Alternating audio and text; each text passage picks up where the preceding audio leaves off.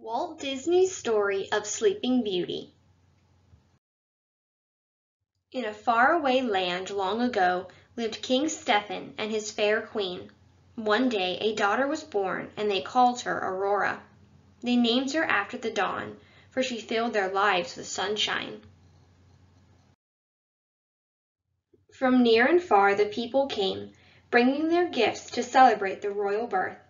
The most honored guests were the three good fairies, Fauna, Flora, and Merryweather. Each could give the child a single gift. Flora blessed the child with beauty. Fauna gave the gift of song, that she might sing like a nightingale.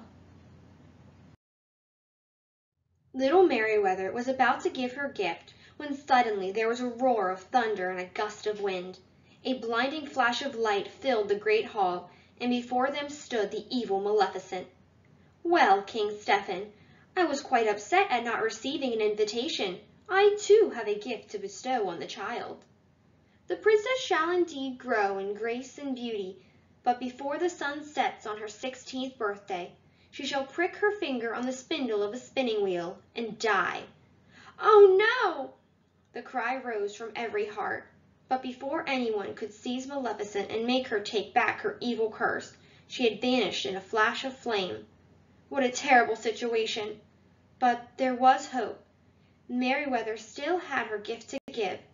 "Your Majesties, I cannot undo this wicked curse, but I can help." Merryweather waved her magic wand over the cradle. "Sweet princess, if all this should come to pass, not in death, but just in sleep, the faithful prophecy you will keep, and from the slumber you shall awake, when true love's kiss the spell shall break." But King Stephen was still fearful for his daughter's life. "This does not take away the evil threat. We must take action. Let every spindle and spinning wheel in the country be burned." That night the countryside was aglow with the light of burning spinning wheels. Meanwhile, the three good fairies were trying to think of a better plan. Merryweather told the others, "A bonfire won't stop Maleficent.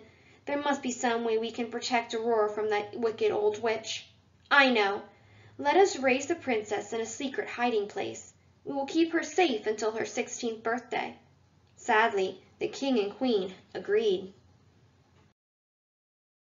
Disguised as simple peasant women, the three good fairies took the young princess to a tiny cottage deep in the woods.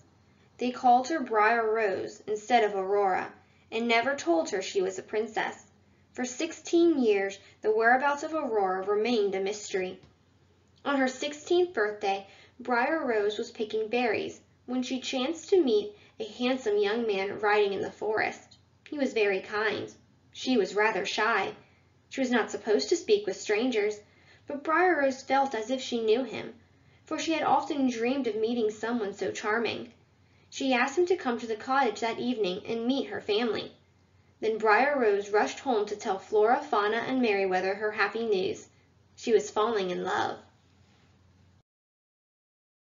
When Briar Rose told the fairy godmothers about her true love, they grew sad. "Since it's your 16th birthday, we must tell you the truth now. You are really the Princess Aurora. Your marriage to Prince Philip will take place this very evening in your father's castle. You can never see your handsome stranger again." Briar Rose burst into tears. Meanwhile, the young stranger rode off to tell his father that he had just met the girl of his dreams. Actually, the young man was Prince Philip. When he told his father, King Hubert, about Briar Rose, the king became very upset. "What? You've fallen in love with some peasant girl? I won't have it. I promised my neighbor King Stephen that you would marry his daughter Aurora. You are a prince, and you're going to marry a princess." But Philip's mind was made up. Off he rode to the cottage in the woods to meet his true love, Briar Rose. But she was not there. The three good fairies had carefully escorted her to King Stephen's castle. The poor princess should have been happy, but all she could think of was her lost love. Merryweather led her up to her room. "Cheer up, dear. You can't meet your father looking so glum. We'll leave you alone for a few moments to dry your tears." While the good fairies waited outside, a mysterious voice began calling to the sad princess. Aurora! Aurora! In a trance, she followed the haunting sounds up a winding stairway to the top of the tower. Off in the distance, Merryweather heard the evil chant. Listen! It's Maleficent! The fairies rushed through the palace corridors, searching for the princess. Rose! Rose! Don't touch anything! But Maleficent's curse was far too powerful. The evil fairy called out from the shadows, Touch the spindle! Touch it, I say! As if in a dream, Aurora stretched out her hand to touch the shining spindle. The fairies finally found Maleficent, but alas, it was too late. You poor simple fools, thinking you could defeat me! Me, mistress of all evil! Well, here's your precious princess. Maleficent pulled back her long cape to reveal the beautiful Aurora lying in a deep sleep. Maleficent disappeared in a blaze of light. Her curse was complete. Now only true love's kiss could save Aurora. Merryweather knew what they must do. No one must ever know of this wicked deed. We'll put everyone else to sleep until Rose awakens. As the fairies cast their spell over the castle, they heard King Hubert say, My son Philip has lost his head. He fell in love with some girl named Briar Rose. Flora realized that the young stranger Rose had met in the forest was really Prince Philip.